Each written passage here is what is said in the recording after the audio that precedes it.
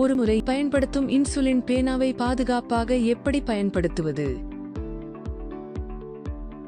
நடைமுறை 1. முதலில் பேனாவின் உற்பத்தி மற்றும் காலாவதி தேதியை சரிபார்க்கவும். பயன்படுத்தும் முன் இன்சுலின் செல்லுபடியாகும் காலத்திற்குள் இருக்கிறதா என்பதை எப்போதும் உறுதிப்படுத்தவும். நடைமுறை 2. பேனாவை உங்கள் கையில் பிடிக்கவும். அதை மெதுவாக உங்கள் உள்ளங்கைகளுக்கு இடையில் உருட்டி, பிறகு பேனாவை 90 டிகிரி கோணத்தில் மேலும் கீழும் பல முறை சாய்க்கவும். ஏதேனும் காற்று குமிழ்கள் உள்ளதா என்று பார்க்கவும். இன்சுலின் தெளிவாக இருக்க வேண்டும், மங்கலாக இருக்கக்கூடாது. நடைமுறை 3. கார்ட்ரிட்ஜ் முனையை ஆல்கஹால் துணியால் சுத்தம் செய்யவும். புதிய இன்சுலின் பேனா ஊசி ஒன்று எடுத்து கவனமாக பேனாவுடன் இணைக்கவும்.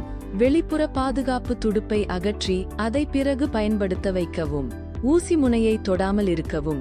அது சுத்தமாகவும் பயன்படுத்த தயாராகவும் இருக்கும். நடைமுறை 4. பேனாவை மெதுவாக தட்டவும்.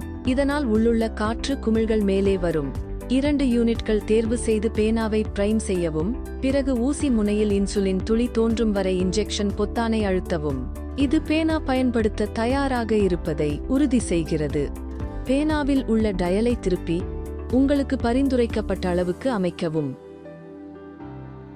நடைமுறை 5.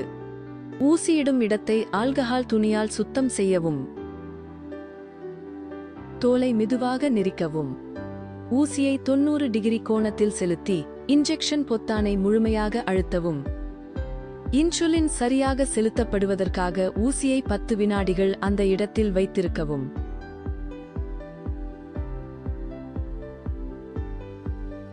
நடைமுறை 6.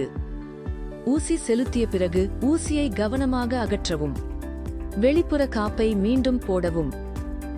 அதை பாதுகாப்பாக ஷார்ப்ஸ் கண்டெய்னரில் போடவும்.